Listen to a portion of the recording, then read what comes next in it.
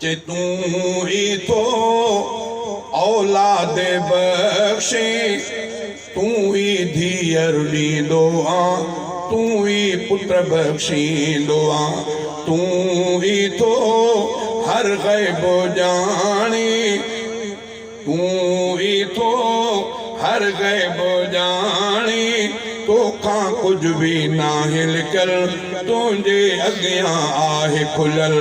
जेको भी थो तोखे सॾे थो दाह खे वरनाई, ख़ालिक़ संसार सॼे जो तू ही आहे, राज़िक़ मख़लूक़ सॼीअ जो ॿियो को नाहे।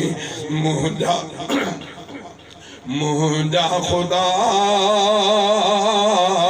ईअं थो थिए जीअं बि तूं चाहे, ख़ालिक़ संसार सॼे जो तू ही आहे। तू ही थो सिज उभारे, तू ही तंहिंखे लाहे थो, चंड बि तूं चमकाए थो।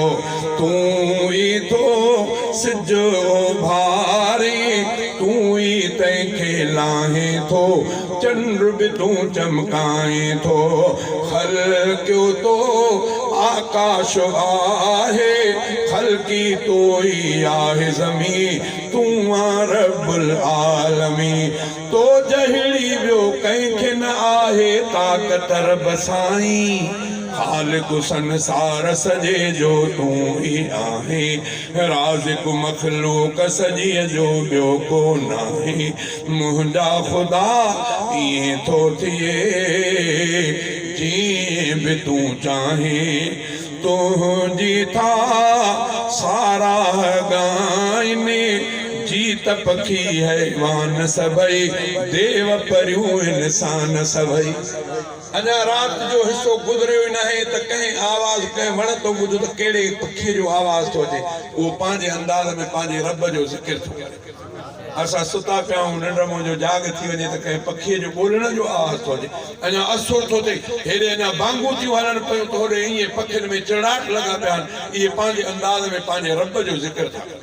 क़ुरान मजीद में अल्लाह फरमायो वन नज्म वशजर यसजुदान, हे वण हे वलियूं, अल्लाह जो क़ुरान थो चए त इहे अल्लाह खे सजदो कंदा, मां रब खे सजदो कंदा।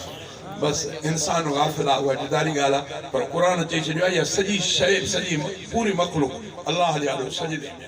अल्लाह ख़ुदा अल्लाह ताला